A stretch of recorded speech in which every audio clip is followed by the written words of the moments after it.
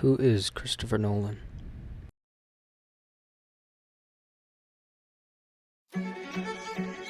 Every magic trick consists of 3 parts, or acts.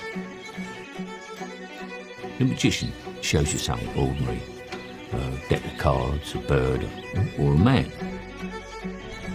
Perhaps he asks you to inspect it. You see that it is indeed real, unordinary, normal. But of course, it probably isn't. The first part is called... Born in 1970, the British-American filmmaker initially studied English literature at the University College London. I didn't go to film school because I couldn't get into film school. Despite not going to film school, Nolan pursued his passion for the art on his own, and in 1998 released his first full-length film, Following. Shot in 16mm black and white film with a virtually non-existent budget, this film is about a young man who follows strangers around the streets of London and, as his luck would have it, is drawn into the criminal underworld. Following heavily utilizes nonlinear editing, which is simply when a story is told out of chronological order. This is demonstrated well in Nolan's next film, Memento. Best way to draw it is as a hairpin, like that. That's basically the end of the movie. This stuff is the black and white stuff. This is color. And this is running backwards as a series of jumps. And what we do is we cut between the two the whole way through. So we alternate scene here, scene there, scene there, scene there, scene there, scene there, and then meet towards the end of the film. Nolan uses his story technique in all of his films in order to engage and suspend the audience. To him, that's part of what filmmaking is about. I try to be the audience as I'm writing the script. Nolan has been experimenting with the medium of film from the very start, engaging us with stories cut backwards and forwards. And all out of order, he presupposes a level of intelligence in the audience. Not only does he want to know what stories film is capable of, but what we as an audience are capable of. What are we capable of grasping and comprehending? What engages us? What turns us off? What are we able to follow without getting completely lost and disconnected?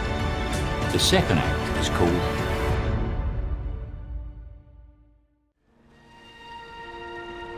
The magician takes the ordinary something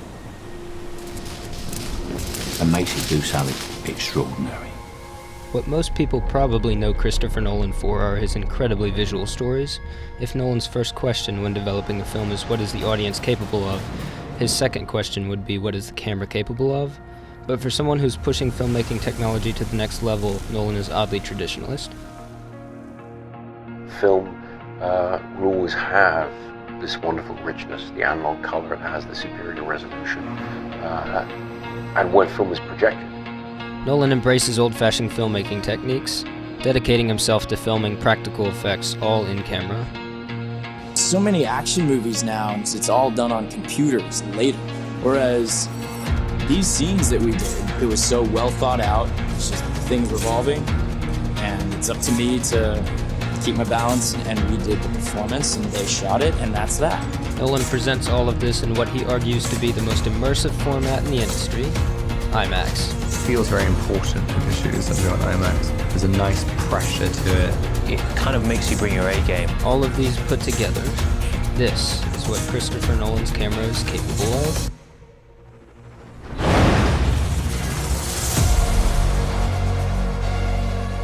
Now, you're looking for the secret, but you won't find it. Because, of course, you're not really looking. You don't really want to know.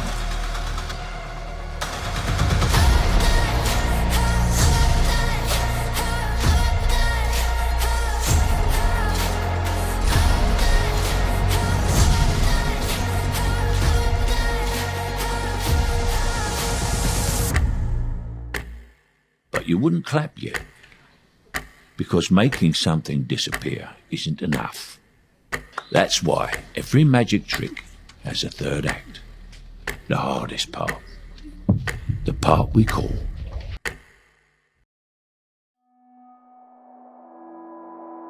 Amongst Christopher Nolan's filmography, The Prestige often gets overlooked. It's not a blockbuster like Inception or The Dark Knight, nor is it experimental like Following or Memento. A period piece built on character study instead of concept.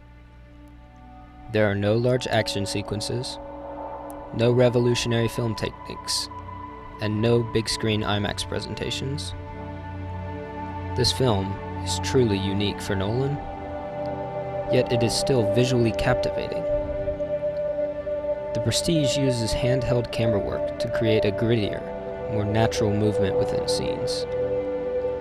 Unlike so many other films that have a mechanical restrictive feel to them, from strapping the camera to a tripod, The Prestige allows for some breathing room, being able to follow motions and gestures naturally, or push through a crowd and get bumped around a little. Nolan also utilizes almost entirely practical lighting, using lanterns and windows as straight light sources instead of using them to motivate artificial lighting, giving the camera room to work around the subject and creating an even more natural look to each scene. All of this works together to create a real, lived-in world that puts the audience in the moment with the characters. You think I bloody enjoy living like this?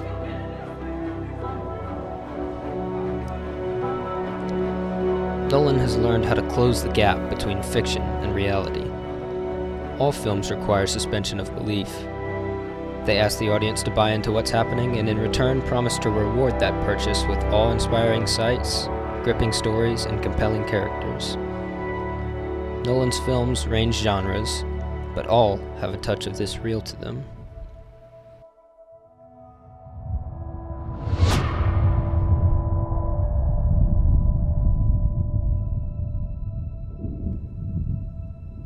For me, I think this is the end of a beautiful friendship. But for me, it's just the beginning. We get up to some stuff. You're gonna love it. You'll